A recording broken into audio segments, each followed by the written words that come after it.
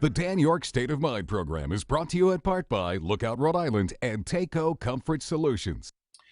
Good evening and welcome to My State of Mind. I am Dan Yorke. With COVID dominating the news so much, other serious challenges we have in our society have kind of fallen by the wayside. One of them is the opioid crisis, which has been the subject of dozens of television and radio programs here, and which still is wreaking havoc on our society. A more than $100 million legal settlement comes to Rhode Island, and the Attorney General is front and center in that litigation. Tonight, he talks to us about that, the hospital merger, and another important case. With no further ado, here's what WPRI 12 had on the big announcements this week. Rhode Island holding opioid manufacturers responsible. That litigation translating to $114 million. They were a manufacturer, in our judgment.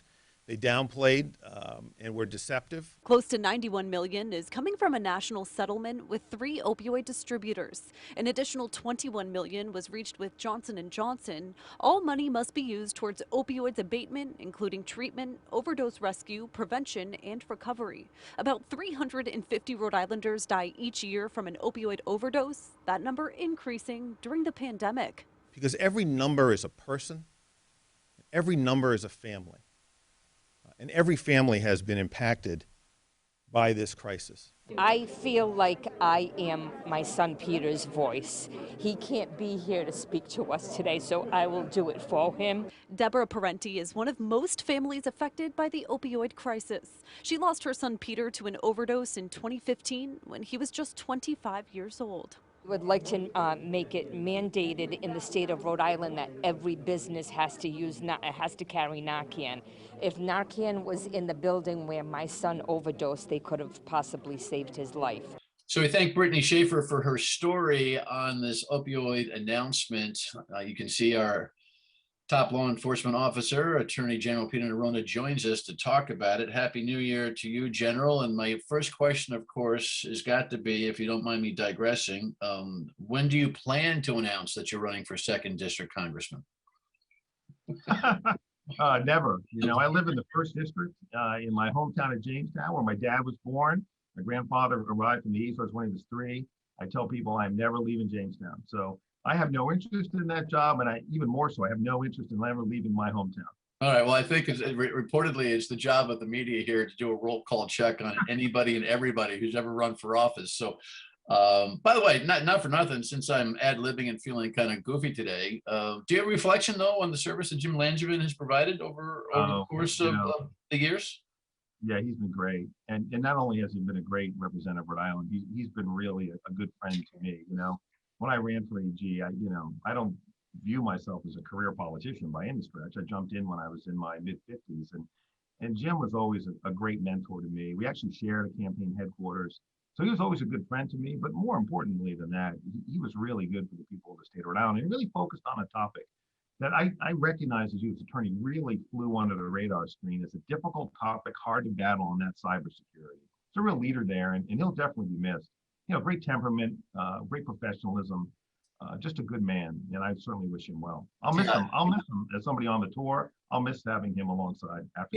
Something tells me he'll stay in public life. But as we talked about last week on the show, the thing that strikes me is just his personal courage every day, and just his tenacity and resiliency to battle.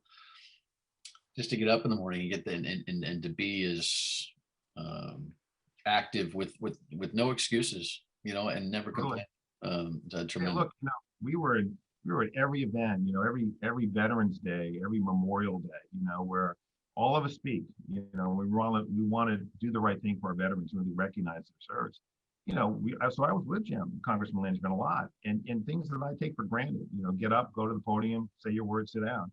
You know, that's a whole nother lift. Going back and forth to Washington, used to do that a lot as U.S. Attorney. I did not care for it. To do that, you know, given the condition that Congressman Langevin has been in now for a very long time, you know, it has to be incredibly wearing. But you never once, to your point, never once heard him complain about it. He loved serving the people of the state, and I think he did it extraordinarily well. And I'm going to miss him both as a friend and as a congressman. All right, awesome. So listen, you got this little settlement thing that you announced this week. I was on the radio this week. I was suggesting to you that $114 million feels like chopped liver these days, and that is absolutely no reflection on the painstaking work that the office has provided in litigation to bring this together. It's just that we're working in a world right now with COVID money and recovery dough, and we hear billions and all of that kind of thing. The reason I posed it to you then the way I did, and the way I'm going to pose it to you now is, we're going to get back to some real world thing somewhere along the line. And once again, $114 million settlement is going to feel like the monster news story that it really is. But you understand my question, right? You've got to, you literally have to argue the legitimacy of the impact of this work against some of the economics that we've been seeing. So I guess my point is, this is a big deal. This is a big story. Yeah, look, I think if you were to go back and look at pre-COVID times, what often suffers in tight budgetary times, and we always have tight budgetary times in the state of Rhode Island, it's the kind of initiatives and programs we need to help people in this space. So look, we have not invested in medically assisted treatment. We haven't invested in opioid prevention and recovery to the full extent that we can. What really pleases me about this money is it's money that will begin coming now and will continue over a period of years. And I expect additional monies to come from additional actions that we have that will be a dedicated, must be used for opioid abatement stream, where there will be no debate between lots of other important things, building schools, fixing bridges, housing, and whether we should help people escape from, prevent opioid addiction. This is money that absolutely has to be used for this purpose. And I believe it's going to do a lot of good.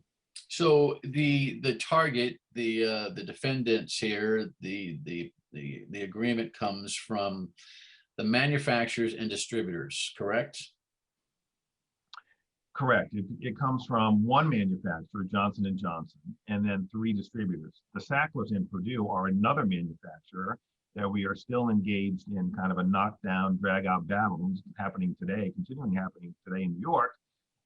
Because I just don't believe what the Sacklers and Purdue put on the table is sufficient. And we also have a case against Teva. We have a trial date with Teva, which is another manufacturer, which is coming up in March. And so there's a lot of moving parts here. And that's what's made this complicated. It's been complicated by a lot of things. Number one is how we allocate, I look at this case as sort of the global settlement plus for Rhode Island. We participate in the global settlement because we had our own case. We could negotiate some separate additional terms to benefit us a little more than some of our neighboring states. So we had that issue of how do we divide this pot of money among the 50 states and territories. There's that very complicated issue. Then we had this issue of the cities and towns bring their own lawsuit, where effectively, there's a lawsuit brought on behalf of the people of Cranston as a group, and then I'm representing everybody in the state, including the people of Cranston. We really had to sort that out.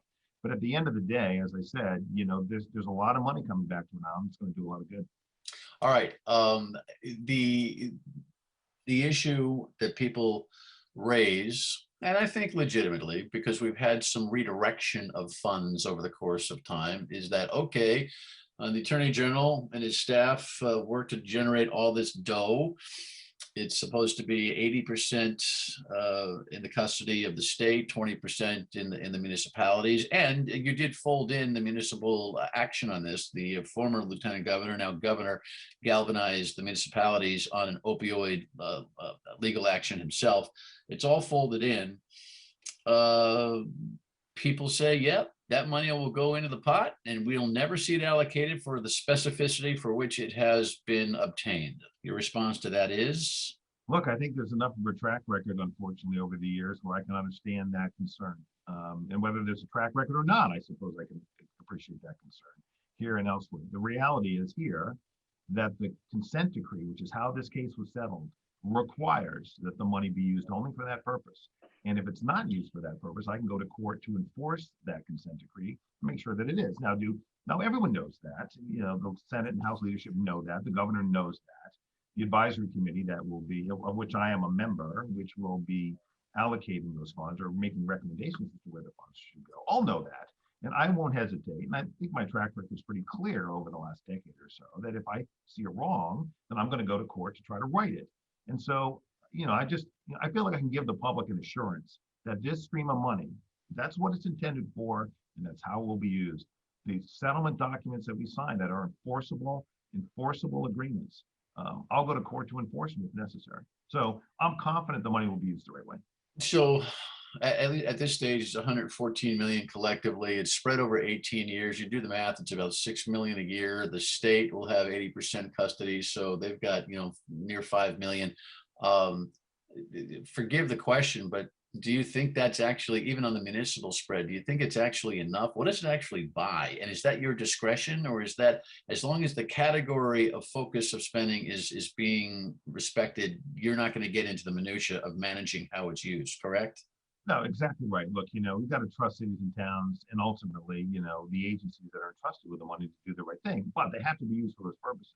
Look, I think one of the challenges with having the money, one of the reasons we really wanted the bulk of the money, the 80% to go to the state, was because the way Rhode Island is set up, we don't have county health systems, for example, the way some other states do. And so how effectively a small city or town can utilize its money to actually do opioid prevention, abatement, and treatment, in some instances might be minimal, simply because of the way they're set up. So what that means is we wanted the money centrally located as much as we could, because the cities and towns and their residents are going to benefit from that statewide pot of money as well. And so, look, I think, again, take, for example, you asked earlier, there's all this money out there, how does this even advance the ball? Well, last year we had a $1 million Narcan gap that couldn't get closed. Now, I'm not in the weeds enough as to how the state, fiscal matters are decided, but we needed Narcan out there to save lives and reverse overdose. There was no money to pay for it. So $1 million that we recovered as part of this overall settlement has already been used for that purpose. So there's definitely a need, and we're going to make sure that it's needed and it's used in just those ways. Yeah, I guess the last thought I have is that COVID has been such a heavy cloud over us in so many ways. The opioid crisis, I've done 24 shows on it. The truth is that it has no socioeconomic favorite. It has been an awakening to the addiction issue for a lot of folks, because people of all shapes, sizes, creeds, colors, economic well-being or not, have suffered this. I mean, I am sure people who have had a knee operation that have gotten kind of hooked on these meds, and all of a sudden now they've been hiding it for years. I just think that it's kind of fascinating. The former governor, Raimondo, I think, did a good job in focusing on the crisis. COVID hit, and we're not talking about it much anymore. So if for only the reason of reintroducing the conversation, the settlement, I think, is timely. Your last thought on that? Yeah, look, I agree. When I was U.S. attorney, we did myself and some colleagues, and Deb Parente is a parent who lost her 25-year-old son, Peter, to overdose in 2015. Just a wonderful young man, all ahead of him.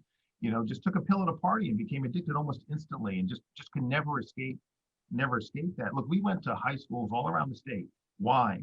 Because they're having a problem in Westerly, to Woonsocket, Newport, Bristol, Warren, Providence. We were everywhere because this problem lives everywhere among young people and adults. We did town halls all across the state. You're right, COVID, we've been so focused on COVID, many other things have kind of faded away a little bit, but the problem has not. It has persisted, and we need to keep focusing there. There's a lot of heartbreak, Dan, but there's also hope. One of my memories from doing that tour is this young woman in Westerly. I alluded to it yesterday at the press conference. She was a 17-year-old high school senior, and she'd become addicted to drugs, and she was in recovery when she spoke to the entire junior class at her high school, Westerly.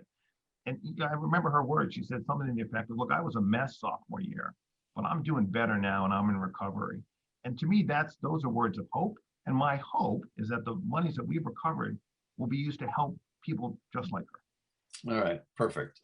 You mentioned the healthcare system. Might as well, when we come back, get a little bit of an update over the hospital merger status and where it is, and then a tough human story that is getting a lot of attention. We'll get an update on that with the Attorney General coming up. So stay with us on My State of Mind with Attorney General Peter Neronha.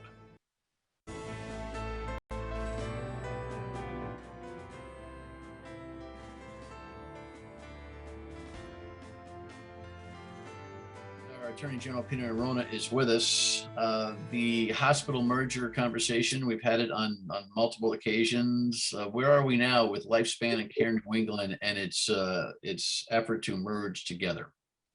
Yeah, so we're in the review process, along with the Department of Health and the FTC is sort of doing their own thing. And so we are in the process of evaluating that application.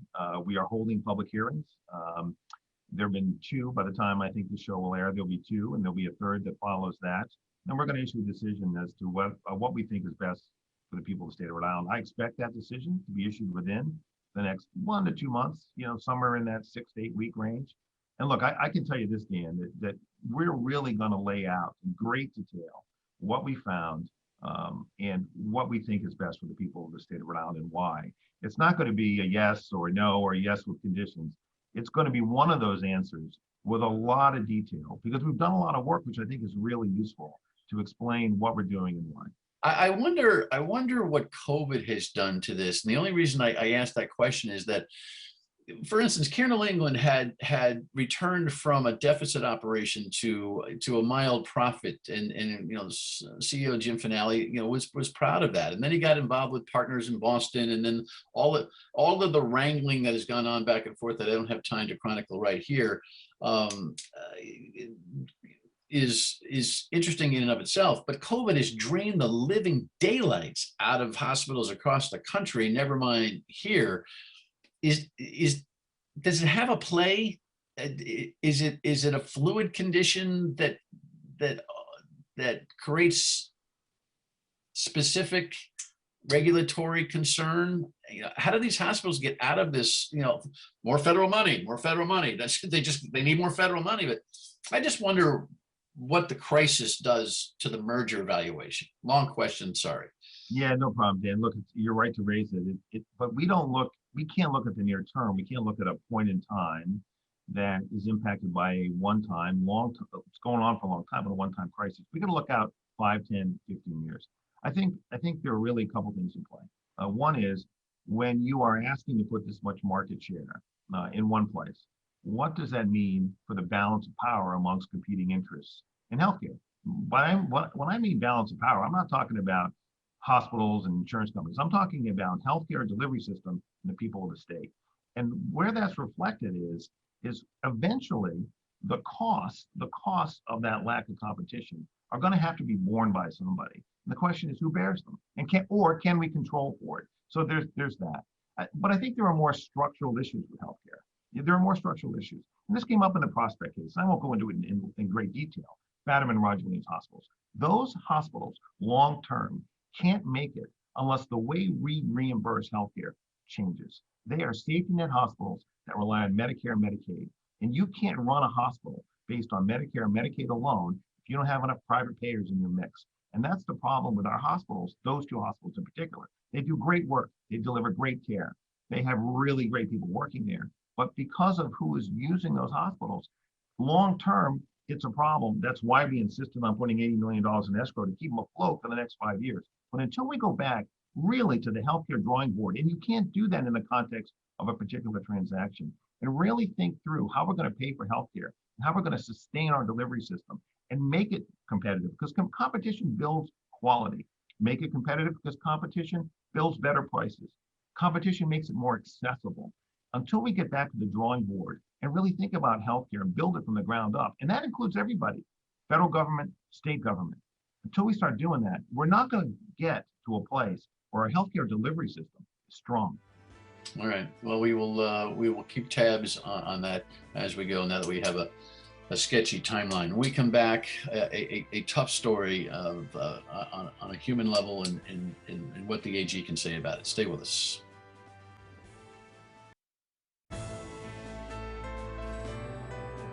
It's unfair that the coward who did this, has a long history of crime.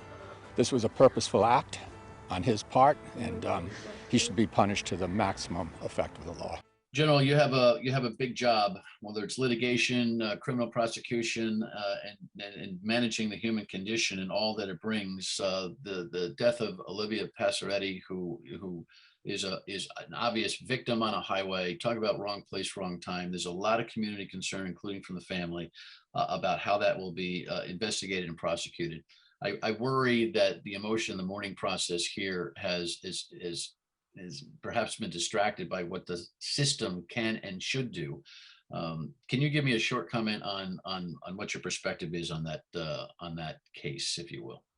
Yeah, look, we're going to do everything we can to get justice for Olivia and her family and the community. It's a case that we are obviously taking very seriously. We're working closely with the state police to make sure we have all the facts we need to make the right prosecutorial judgment and bring a strong case forward to get justice for Olivia and her family. That's where our focus is, and that's what we're going to do. And I guess the follow-up question I would have is,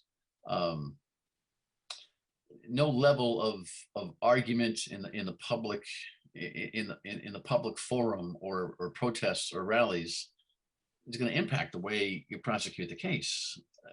I'm guessing. Well, look, this is a job where you get a lot of strong opinions about most of what it is that we do. Same was true when I was U.S. attorney, and obviously I understand where the family's coming from in this case. I mean, this is a life cut short at a very young age, with the whole future ahead of her. And look, you can't bring that stuff back, and so I understand that. We have a job to do. I'm really confident in the work we do here. We have our best people on that case. I'm confident we're going to get justice for Olivia and her family. And look, but I understand where they are, and my heart goes out to them. There were 2 young women who died on the highway that weekend. Far too many people are dying on our highways. I think there are over 80 that have died over the last 5 years alone.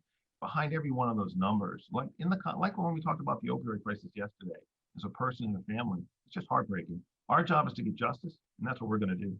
All right. Our continued best wishes for that family, and God bless them. All right. Listen, good update. Thank you. Congratulations on the opioid settlements, and we'll continue to stay in touch. Appreciate your time as always, Attorney General Peter Neronha. Thanks, man. Good to be with you. You bet. Final word, and we come back. Stay with us.